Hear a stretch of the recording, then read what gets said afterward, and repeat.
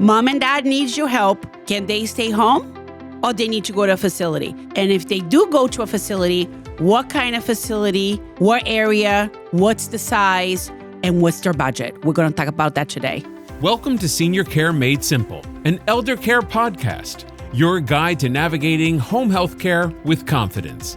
Hosted by Andrea Albertini, founder and CEO of Horizon Care Services, an industry leader in private duty home care in South Florida. To learn more, visit horizoncareservices.com. Hello, everyone. Thank you so much for tuning in to Senior Care Made Simple podcast. I am Andrea Albertini, your host, and my co-host is Lucy Torres. Good morning. Good afternoon. Hi, good morning. Good afternoon. Evening. Hi, everyone. Good evening. So excited to be back. So, Lucy, I had an email from a listener last week that was very confused when it's time for assisted living, when it's time for nursing home. And I know that the last episode, we talk a lot about heating costs on assisted living.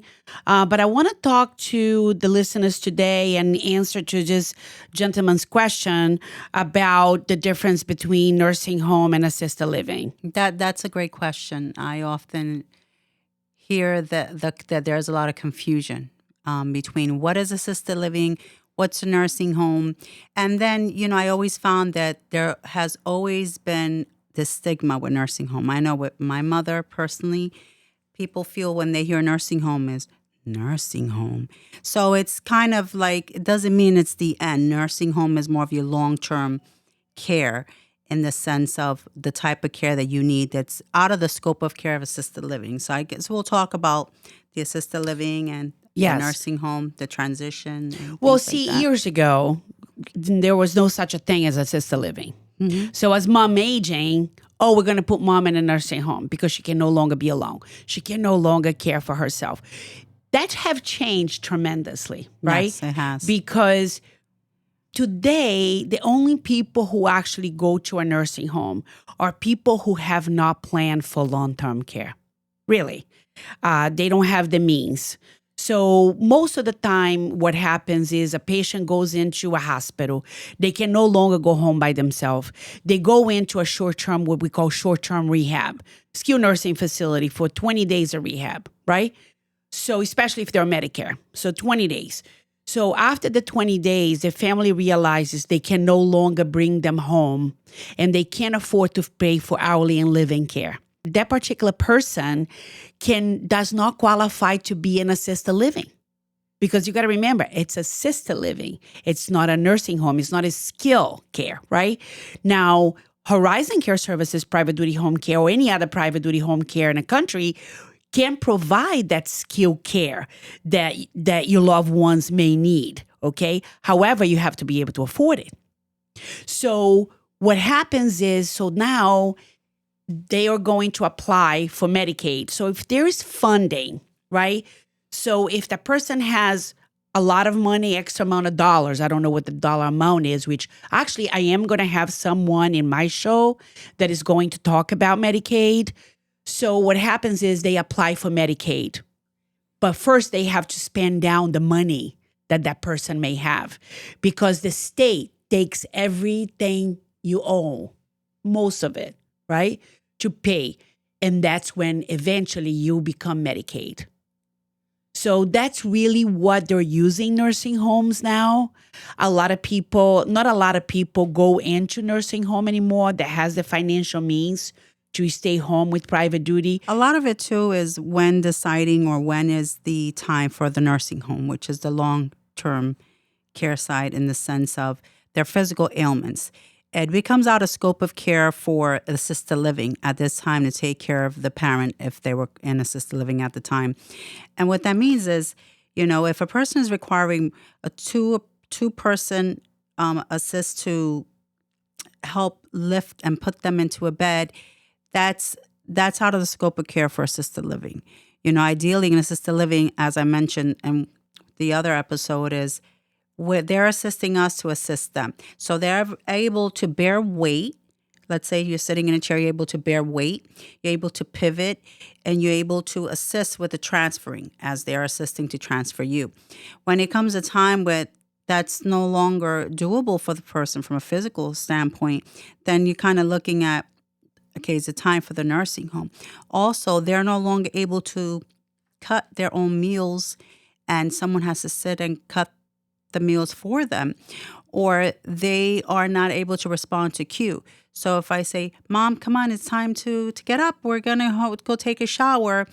And you kind of get that stoic look, or they're not able to respond to you, or they're not understanding. That's something else. You're kind of out of now that scope of care, where in the long-term nursing home, from whatever the physical ailments are, whatever the cognitive concerns are, then they're more equipped from a skill standpoint to take care of your loved one.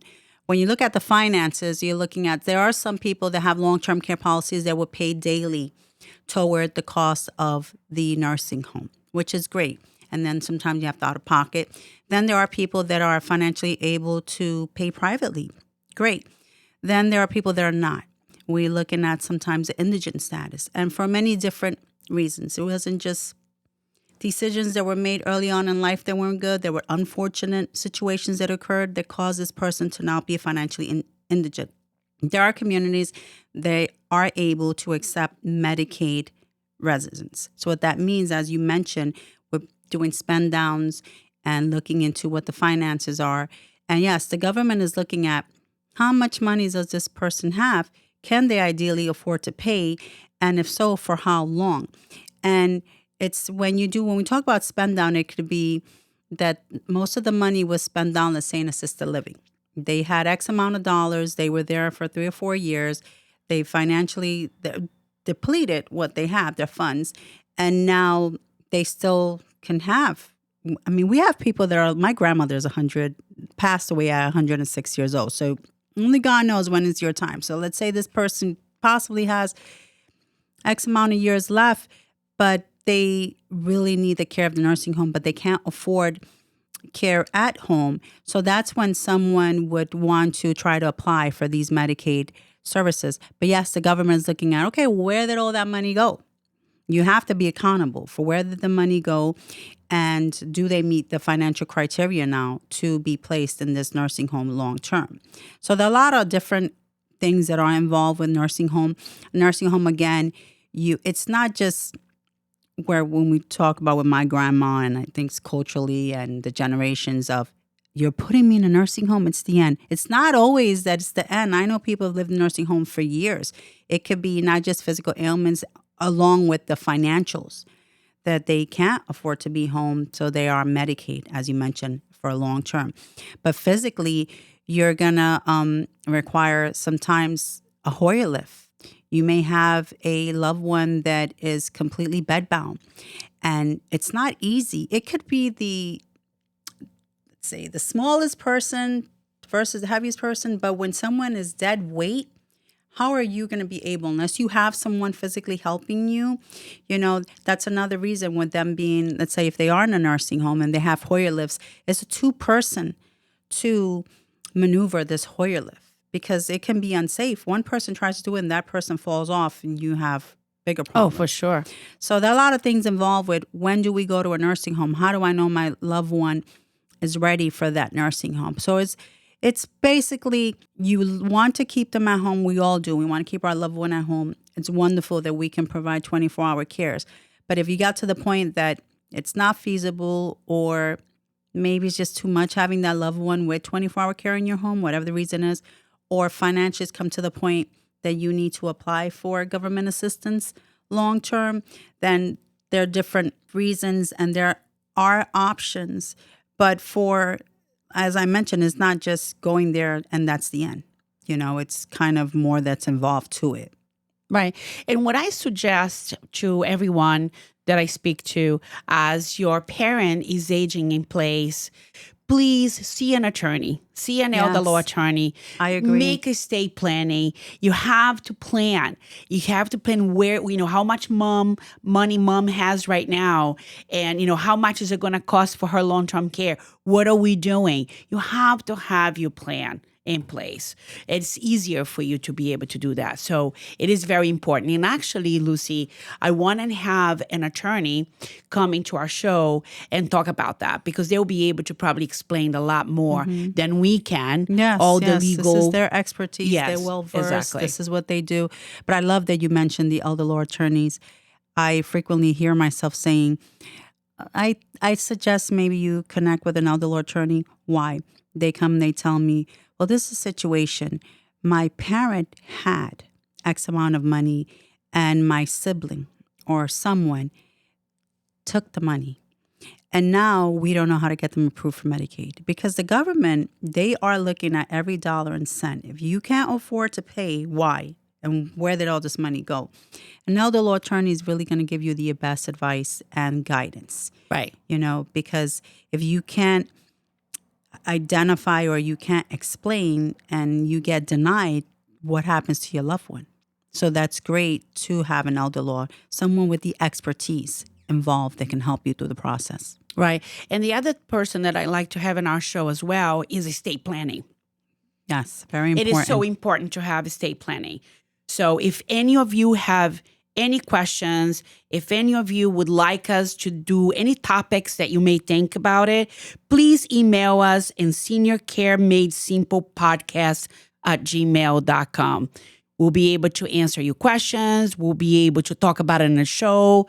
And, again, we had a call last week, actually, that came in through Horizon Care Services, not Elder Care, that they were looking to place their mom in a nursing home. So where do you turn? But where do I turn? Yes. Where do I start? Right? It's so confusing. So it happened to be that this family has the meanings to keep mom at home on private duty. Which is so wonderful. we were able to do that. So now we are sending a nurse out to do an evaluation, do medication consolidation, and do personality match with the caregiver, which is really important. Something that we do well at Horizon Care Services. So now all this beautiful plan is in place.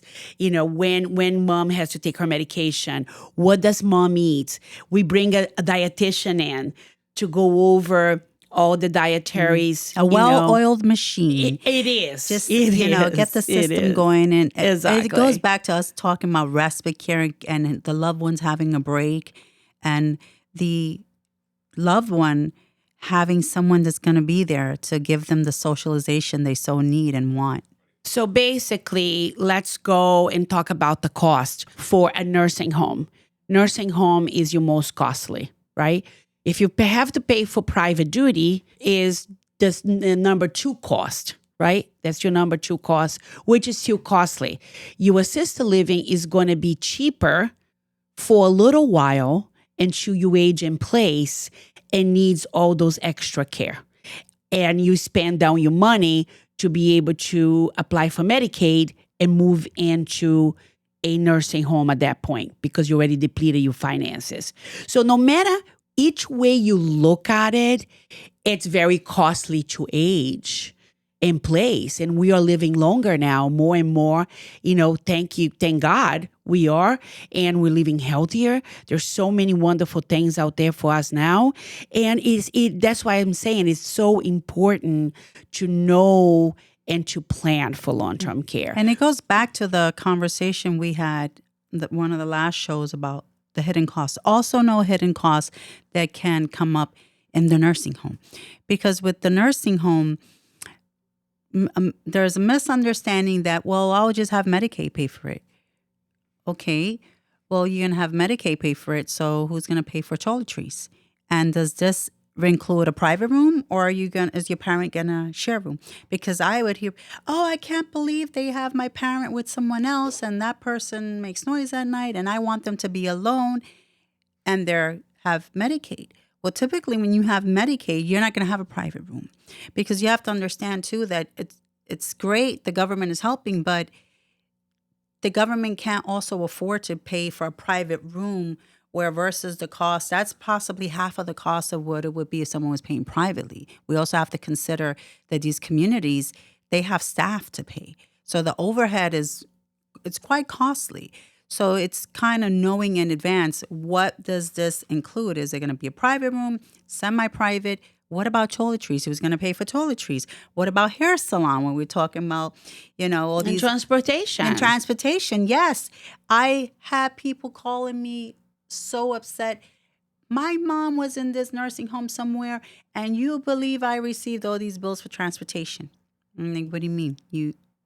Well, they said because she was in a wheelchair and they couldn't use their transportation, so they hired a higher transportation. I never knew this in advance. And now, in additional to what I'm paying for their room there, now I'm paying all this money for transportation. And that's something that should have been discussed prior. So when you're looking at placing someone in a nursing home, there are also other fees you need to consider and ask questions about. No matter which way you look at it. Yes. It is costly. Lucy, thank you so much for coming and talking about all those wonderful things that we were able to share with our listeners today. And till next time, everybody, have a great day. Senior Care Made Simple, an elder care podcast, has been brought to you by Horizon Care Services, your private duty choice in home care in South Florida. For more information on acquiring home care assistance, visit horizoncareservices.com.